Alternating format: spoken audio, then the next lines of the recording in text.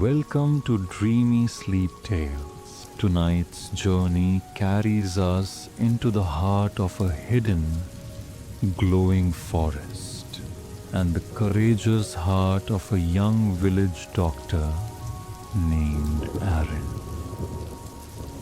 As the gentle patter of rain drifts in the background, settle into your coziest blankets.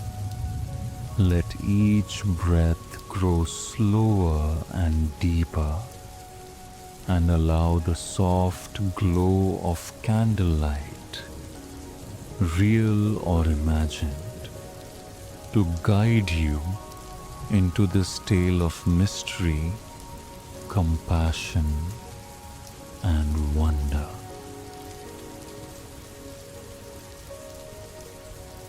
In the rolling foothills of a quiet valley lay the village of Thistledown, its stone cottages dusted in soft moss, and its narrow cobblestone streets lined by lantern-pocked lanes.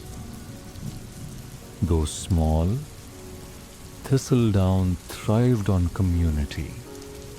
Neighbors shared bread at dawn, and evenings rang with laughter around crackling hearths. Among these neighbors lived Arin, a 25-year-old doctor whose gentle manner and steady hands had become a household comfort to villagers far and wide. Arin's clinic was a snug room at the edge of town, its shelves packed with glass jars of dried herbs, tinctures that glowed with herbal remedy, and neatly labeled scrolls penned in his careful script. Each morning, he rose before dawn to gather medicinal plants in the dew-fresh meadow, and by day's light, he tended scraped knees and fevers, blending science and centuries-old folklore into potent cures. Yet, despite his skill, a quiet ache weighed upon Arin's heart. His younger brother, Kiran, lay bedridden with a mysterious wasting ailment that no tonic seemed able to cure. Every evening, as the sun draped the valley in honeyed light, Arin whispered prayers beside Kiran's thin pillow, willing a miracle that refused to come. One late afternoon, as Arin closed his clinic's heavy wooden shutters, an unexpected guest appeared at the door.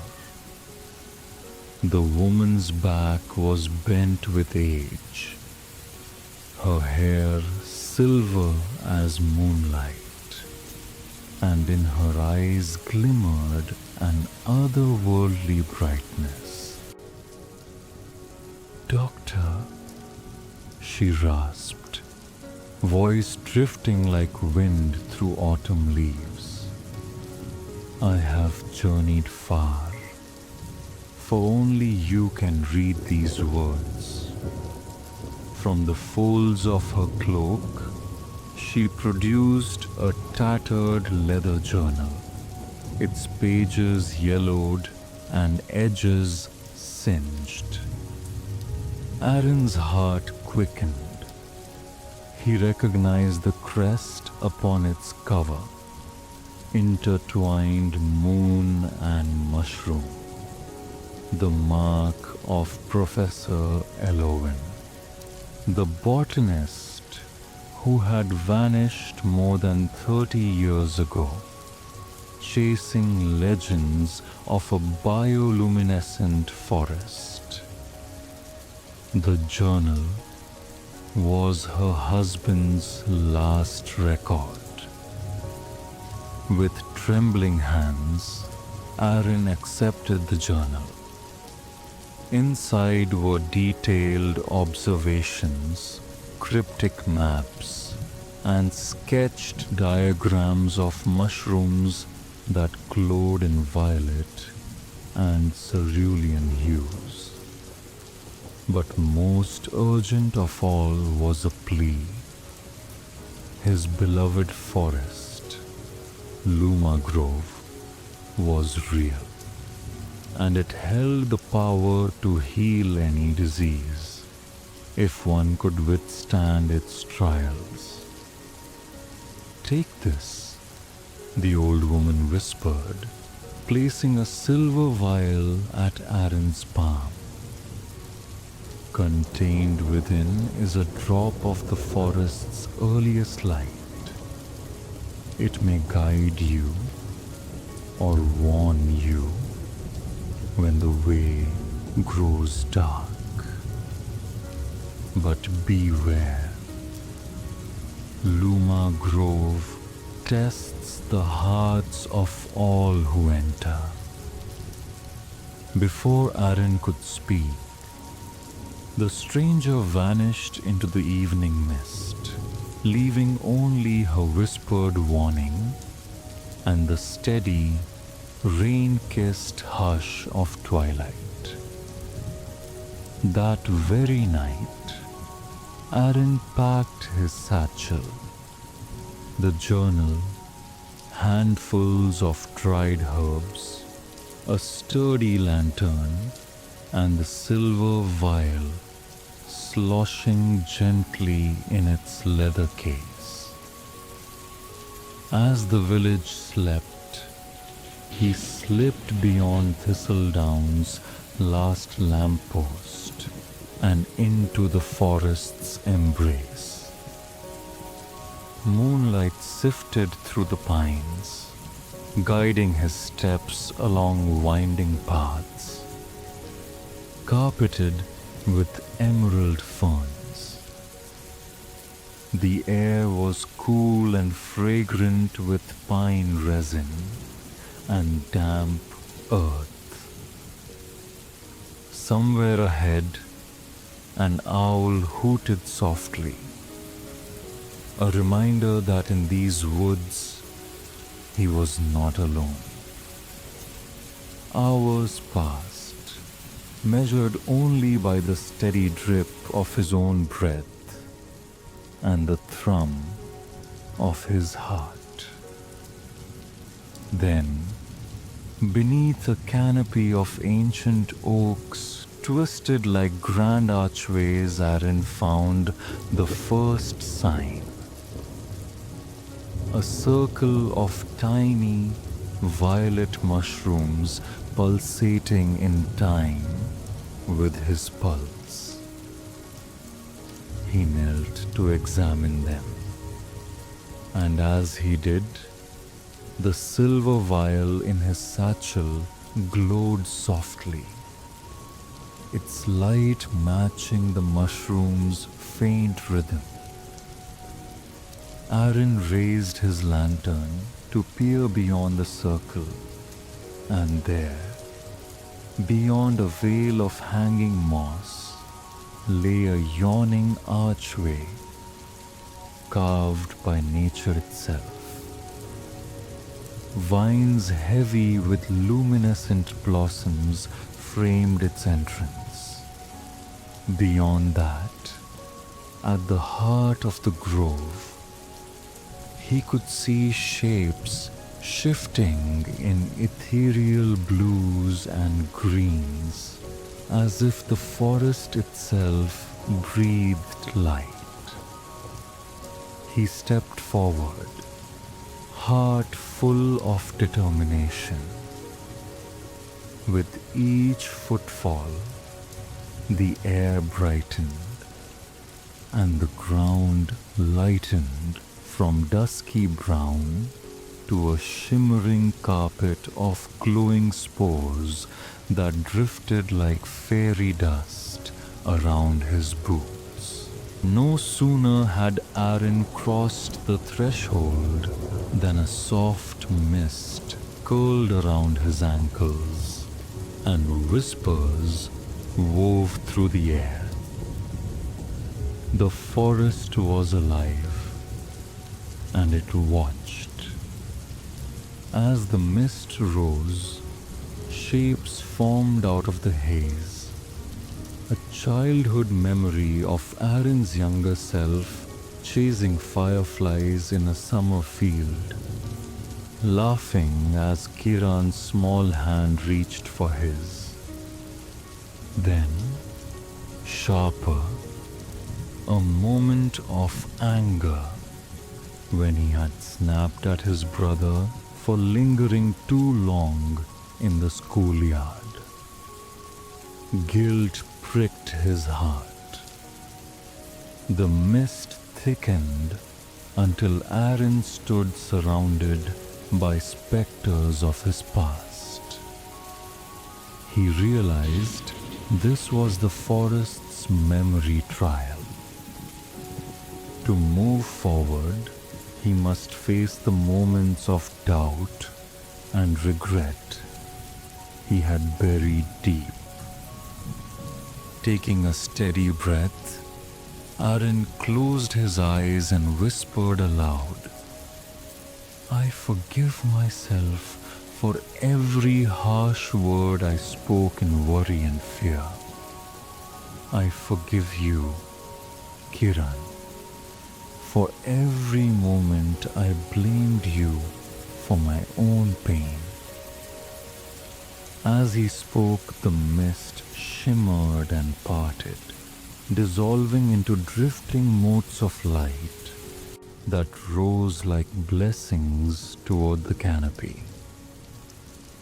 When Arin opened his eyes, the path ahead was clear, and his heart felt unburdened. Beyond the memory trial's clearing, the forest floor sloped downward into a tranquil hollow. Here, the trees arched skyward like ancient pillars, their branches twinkling with bioluminescent blossoms. In the center of the hollow, a shallow pool mirrored the glowing canopy above. Arin approached, hoping this was merely a place of rest. But from the water's edge arose a soft whimper. Leaning closer, he saw a small creature, half rabbit and half fawn, its coat speckled with pinpoint lights like constellations. One of its slender legs was injured, draped over a jagged root. Its large, luminescent eyes brimmed with pain and fear. The forest's air thrummed with silent expectation. Arin understood this trial. To prove his compassion, he must comfort and heal the creature that trembled before him. Gently, he lowered his satchel and unrolled his herbal bandages. He murmured soothing words as he brewed a poultice of moon moss and evening primrose.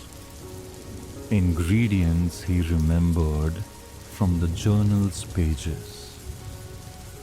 With careful hands, he cleaned the wound and wrapped it in soft moss. his lantern casting warm light over the creature's quivering form.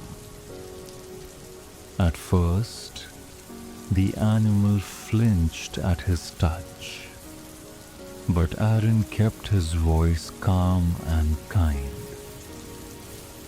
Rest now, friend. I mean you no harm. Let me help you find comfort again. Minutes passed as he tended the injury. Then, a tremor of relief rippled through the creature, and its eyes softened. Quietly, it nuzzled Arin's palm in gratitude, the glow in its coat pulsing brighter with each breath. Suddenly, the pool's surface ignited in a ripple of light. From its depths rose a single sapphire droplet that hovered in the air. The compassion trial was complete. With a gentle nod, the creature bounded away, leaving glowing hoof prints on the soft earth, and Arin felt a warmth bloom in his chest. A confirmation that kindness, even to the smallest soul, could move the heart of the forest. The path now led Arin into a tunnel of twisting mushrooms, their caps arching overhead like a vaulted cathedral. Bioluminescent spores drifted down in silent flurries, carpeting the ground in glowing dust. At the tunnel's end, a massive mushroom ring formed a natural amphitheater, its stalks carved with strange runes that pulsed in time with a deep, resonant hum. At the center of the circle stood the Myco Warden, an ancient being shaped from living wood and fungus. Its eyes glowed like amber lanterns, and a crown of tiny mushrooms spiraled atop its head. Arin of Thistledown, the warden intoned in a voice like rustling leaves, "You have shown you can heal your heart and others. But the final test asks of you a true sacrifice. Offer something precious, untainted by fear or pride." Arin's thoughts raced. What could he give that mattered more than his dreams or ambitions? He glanced at the silver vial in his satchel, the last remnant of the forest's earliest light, and felt its comforting warmth against his side. Drawing a steady breath, he stepped forward. "Warden, this vial holds light from before even the oldest trees here grew. It was given to guide me through darkness. I have no greater treasure to offer." He uncorked the vial and let its contents drift upward. The liquid sparkled as it met the air, breaking into thousands of motes of pale blue light that scattered like fireflies weaving through the mushroom columns. The Myco warden watched in silence. Then, the runes on the stalks glowed brighter, and the forest's hum deepened into a gentle melody. You have given freely what was most dear, the warden declared. Your sacrifice is accepted.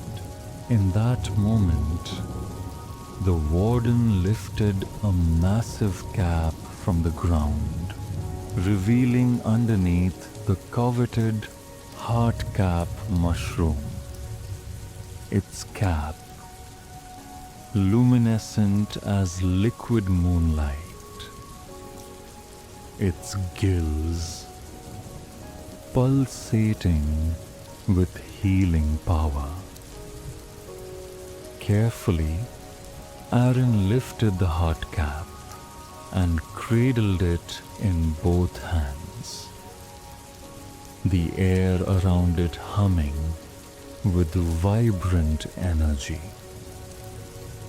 With the heartcap mushroom secured, Arin retraced his steps through the trials-laden grove. Though he carried the forest's gift, he felt no hurry. Each moment in Luma Grove held its own wonder. He paused to breathe in the sweet scent of glowing blossoms, watched the soft dance of spores drifting like snow in a silent night, and let the hum of life in the woods fill him with reverent awe. As he passed the Compassion Trials hollow, the rabbit fawn creature reappeared, bowing its delicate head before bounding along beside him. At the memory trial's edge, the mist lifted as if bidding him farewell. Even the mushrooms in the archway stooped slightly, their glowing caps forming a bright farewell salute. By dawn's first light, Arin emerged from the forest and found himself on a hillside overlooking Thistledown.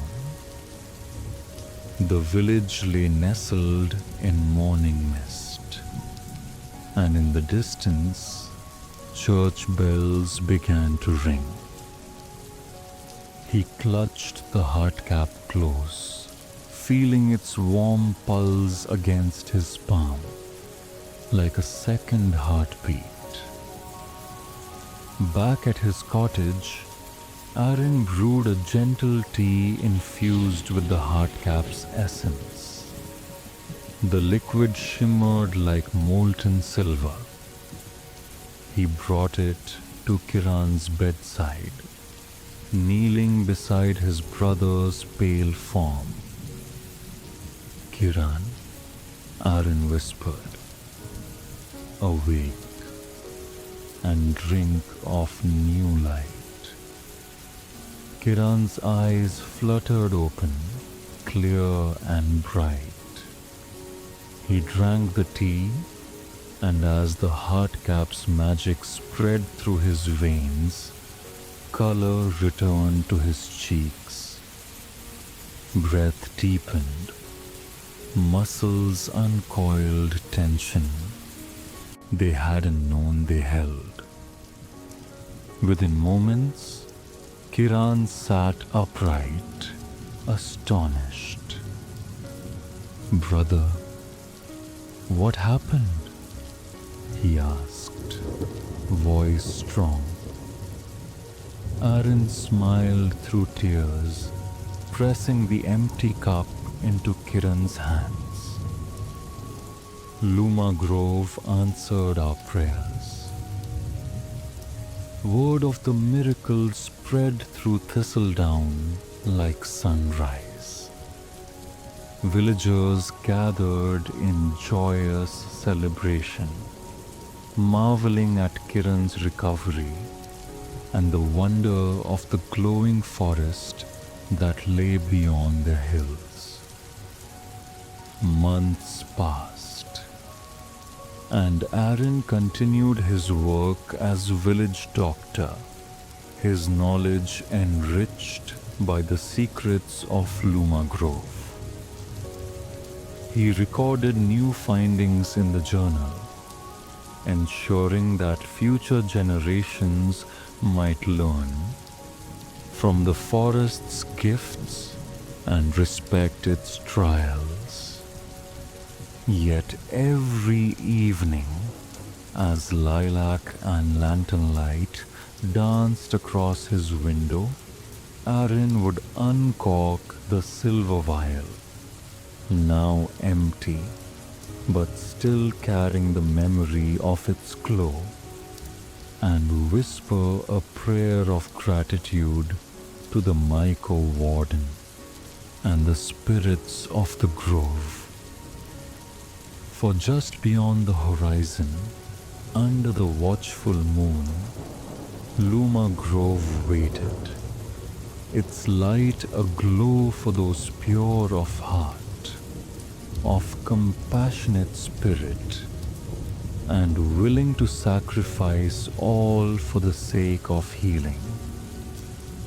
And so we leave Arin's tale here for tonight, dear listeners. His journey a reminder that true healing springs from courage, compassion, and the willingness to give of oneself. May your dreams be as gentle as glowing spore dust, and your hearts brave enough to face any trial. If you enjoyed this story, please give it a like, and if you're new here, be sure to subscribe to Dreamy Sleep Tales. Don't forget to share this video with friends and drop a comment below to let us know what topic you'd like our next bedtime adventure to explore. Good night and sweet dreams.